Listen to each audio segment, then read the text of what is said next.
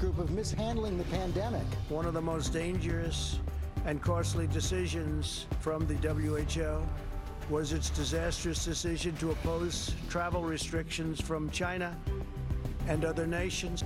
As the president comes under fire for his own response to the crisis, criticized for not acting fast enough, and a reversal. After falsely claiming total authority on reopening the country, the president now says that states will ultimately decide. California's Gavin Newsom shares a stark view of what life will look like post-pandemic. You may be having dinner with a waiter wearing gloves where your temperature is checked before you walk in to the establishment. All this as new hotspots emerge across the country, and a troubling new question: can the virus strike twice? The director of the CDC joins us live this morning. Back in business. In Europe, some shops and schools reopening and workers heading back to the job. Italy, Austria, Denmark, and Spain all easing up on some restrictions, but is it too much too soon? Antibody Answers. Diane Sawyer, one-on-one with a doctor, leading the largest antibody test yet. Are you pretty confident that this is going to show evidence of immunity? 38,000 people the results are already getting, and what they could reveal about asymptomatic cases and how many people may already be immune. How to do your laundry safely in the age of COVID-19. The science-based look at cleaning your clothes. What's the right temperature? And the new rules for laundromats. The expert tips this morning. Biden's big boost. And I believe Joe has all the qualities we need in a president right now. President Obama formally endorses his former vice president and his bigger message for the Democratic Party.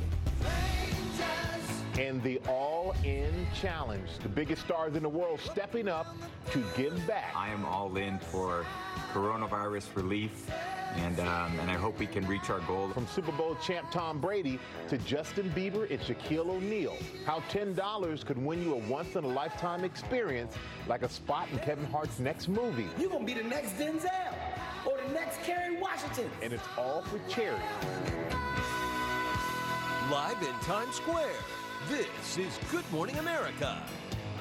Good morning, America. Happy Wednesday to all of you. It's good to have Robin and George join us as well from their homes this morning. And every morning here at the studio, outside, we still can see healthcare workers who are taking a break from the front lines of this pandemic. They stopped by our studio to give us the thumbs up, and we just want to say thank you. We cannot thank them enough. The two ladies are from Memphis, and the gentleman there, he is from Texas. They came in to help at the front lines. We cannot thank them enough for their work, Robin, because we all know how important what they're doing really is. Yeah, it really is, and we cannot thank, and they are the true stars. Yep. There are other stars that are stepping up to give back as well, as you know this, Michael. And Michael, you've got a big reveal coming up in our next hour. Don't want to give it away right now. That's in our next half hour. And here's another thing we'd love to see. That song that we just heard, Don't Stop Believin'. Well, it's given hope to a lot of patients at Henry Ford Hospital in Detroit. The 80s anthem is played every time a recovered patient leaves that hospital. Love that. Diane Sawyer is also bringing us a very hopeful story from Detroit, the largest antibody study yet, George. We want to hear those results are already starting to come in. Yeah, we're looking forward to that. They are coming in right now. And here's some more of the latest headlines we're following this morning. COVID-19 cases in the U.S. have now passed 600,000. More than 26,000 Americans have died. Almost 50,000 have recovered from the virus. Also, the president has now abandoned his false claim that he has total control over reopening the country, conceding that governors have that authority and adding that he expects that some states could lift restrictions by the end of the month. The president has also halted funding for the World Health Organization, claiming it mismanaged the crisis from the start. And there's been a lot of pushback on that decision overnight from Bill Gates and other experts. The director of the CDC, as you know, George, Dr. Robert Redfield, is standing by. He's going to talk with you in just a few moments. But we're going to begin our coverage with Tom Yamas there in New York outside a nursing home in the Bronx. Good morning, Tom. Robin, good morning to you. Nursing homes like the one you see behind me are being extra cautious. They have to be. Many of them are now the epicenters of the war on the coronavirus. This as President Trump is now taking on an international body when it comes to the pandemic. This morning, amid the coronavirus pandemic, the president pointing fingers. announcing he's halting aid to the World Health Organization, saying their initial guidance against travel restrictions led to confusion and deaths. And now his administration will review their handling of the crisis. One of the most dangerous and costly decisions from the WHO was its disastrous decision to oppose travel restrictions from China and other nations. The move comes as some are criticizing the president for not acting fast enough when it came to early testing and enacting social distancing guidelines. President Trump hoping to reopen parts of the country soon. But Dr. Anthony Fauci, one of the nation's top health experts, saying May 1st, a date the president has mentioned, could be too early. I think if we are assuming that 2 weeks from now, that all the curves are going to be down, I think that's a bit overly optimistic. One governor, California's Gavin Newsom, offering what life might look like once his state reopens, but not settling on any type of date. You may be having dinner with a waiter wearing gloves, maybe a face mask, a dinner where the menu is disposable, where your temperature is checked before you walk in to the establishment. New hotspots emerging. Louisiana reporting its deadliest day yet in the coronavirus pandemic. One of these numbers is a person. It's one of our neighbors. It's one of our friends. Like Sioux Falls, South Dakota.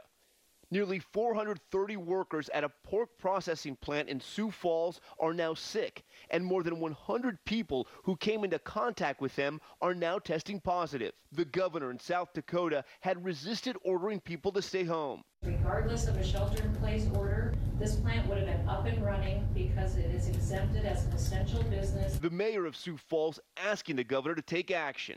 We're growing increasingly concerned about the need to mitigate that spike before it overwhelms our hospitals. The death toll especially high in places like nursing homes. The New York City Health Department attributing nearly 4,000 additional deaths in nursing homes, assisted living facilities, and private homes in the city alone to the virus, bringing the state's total to approximately 15,000 fatalities.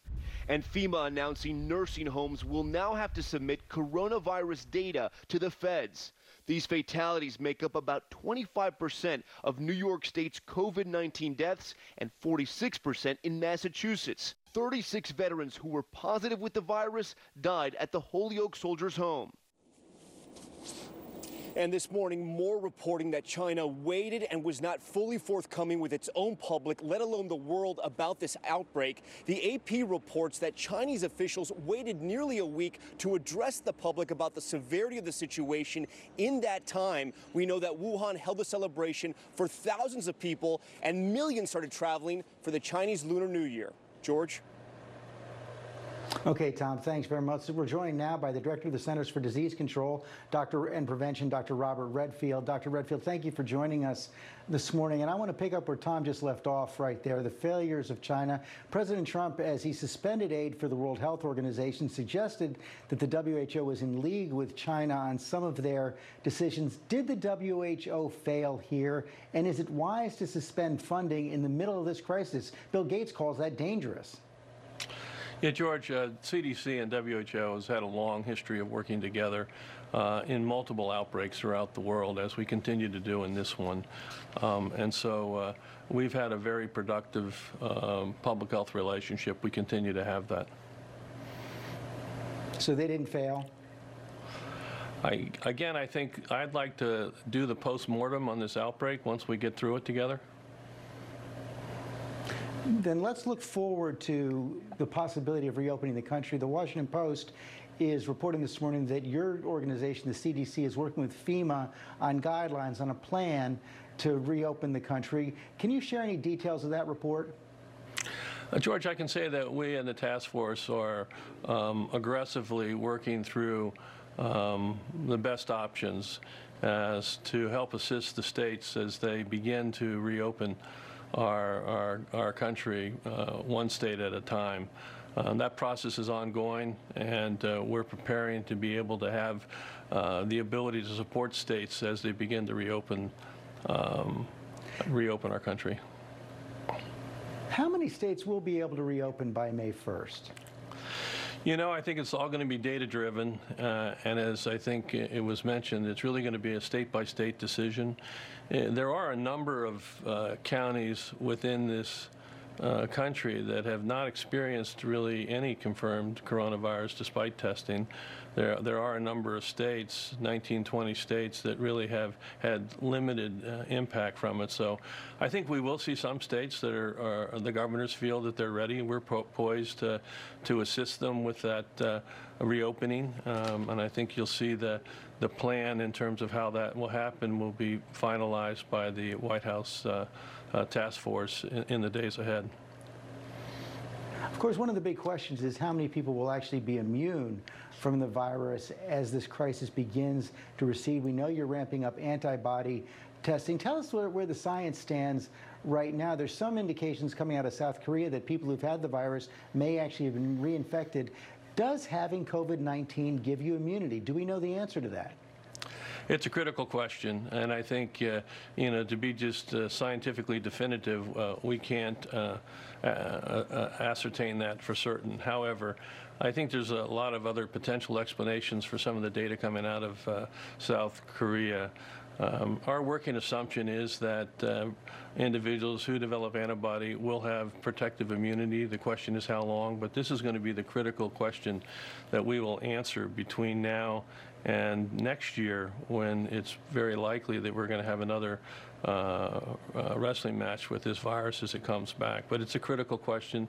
We are beginning extensive antibody testing, as you know, really for the surveillance point to understand how much asymptomatic infection really occurred, but also in certain settings, particularly the healthcare setting, to get a better understanding of what percentage of healthcare professionals may be immune. It may be able to provide alternative health delivery strategies, particularly as the cases come back next fall. So that's ongoing. Clearly a significant number of healthcare workers who really are the heroes out there every day, as you know, and I pray for you and your wife that you recover fast and quick.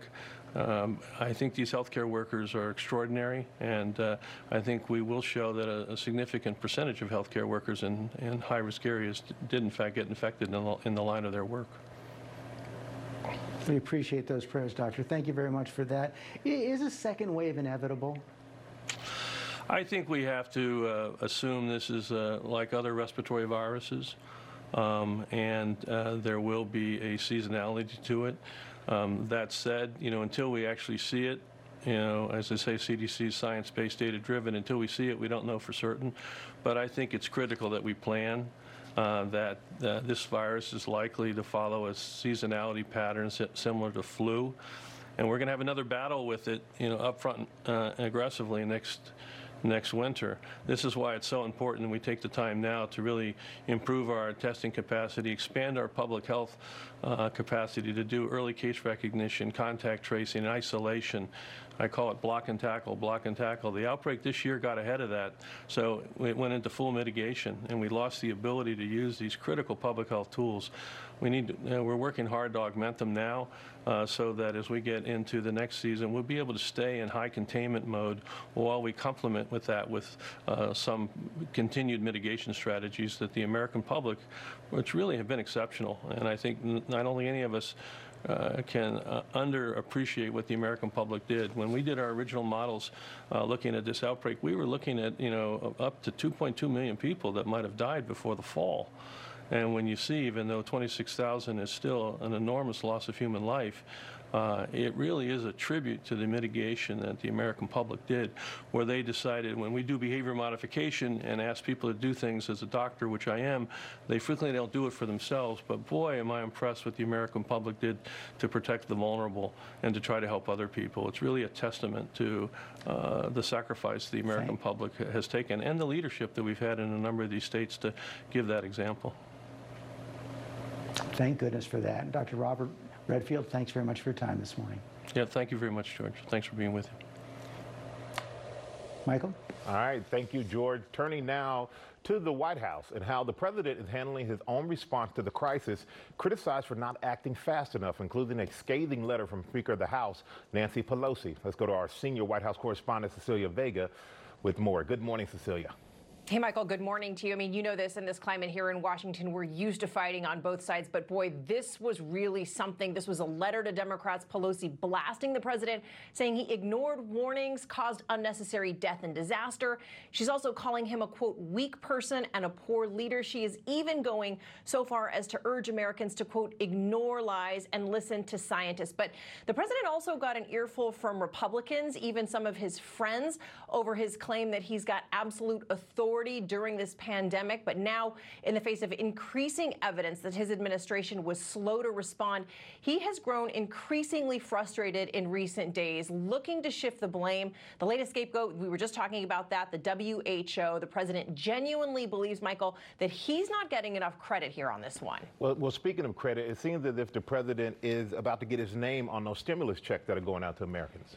Yeah, exactly. The Washington Post, that's where this is coming from. They're reporting that the president's name will appear on the memo line on the left side of those checks. This would be a completely unprecedented move. A president's name has never appeared on an IRS refund or stimulus check before.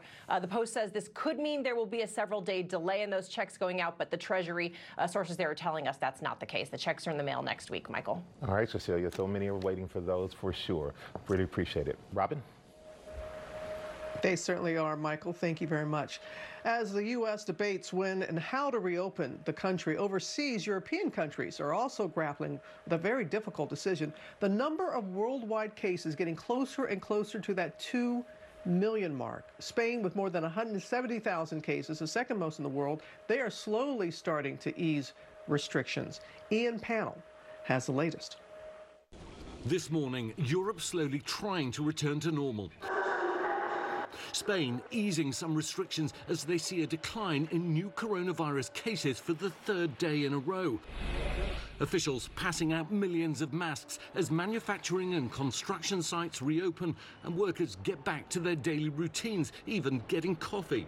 Despite serious concerns, nearly 300,000 workers are now clocking back in, an attempt to revive the country's stalled economy. It's scary, you know? I wish we would wait a couple more weeks. Ohio native Julie Body is living in Barcelona and thinks Spain is moving too quickly. I just look at every single additional person on the street right now as another risk to my health. Body has pre-existing medical conditions and says she won't feel fully safe until a vaccine's available. But different countries are taking different steps. In Italy and Austria, smaller shops like booksellers and children's clothing stores are back in business. As America debates when and how to move forward, many are urging caution. It cannot happen all at once. Control measures can only be lifted if the right public health measures are in place. Well, the head of the WHO also warning that while COVID-19 accelerates rapidly, it decelerates very slowly, and countries should not reopen before they're ready. Michael? All right, thank you, Ian. We have a lot of other big headlines to get to this morning. We are following Diane Sawyer. It's taking us inside the largest new antibody study that's underway and laundry lessons in the age of COVID-19. But first, we're going to go to Ginger at home. Hey, Ginger. Michael, dozens of vehicles included in this Kennedy Expressway crash in Chicago. Big time pileup. I'll cover the snow in a bit, but let's get to the sunny cities. Brought to you by State Farm. What does it mean to be a good neighbor? It means being there for each other. And that's why State Farm is announcing the Good Neighbor Relief Program. We know that our customers are driving less, which means fewer accidents. So State Farm's returning $2 billion to auto policyholders for the period ending May 31st. And we'll continue making real-time decisions to best serve you, our customers. Because now, more than ever, being a good neighbor means everything. Like a good neighbor, State Farm is there. The pitter-patter of a little bit of rain overnight. Didn't get much snow, but now we're going to get a lot of sunshine. Thing is, heading out, where's that fleece or your sweatshirt? It's going to be a cool day, more like early March. Look at our temperatures from the mid-40s to the low and mid-50s this afternoon. A lot of sunshine for today. We stay dry, so a great weather really for the kids to get out, maybe and do a little bit of sidewalk chalk. We're dry also tomorrow. Rain will be moving back in late Friday evening after the sun goes down. Some showers for early Saturday morning.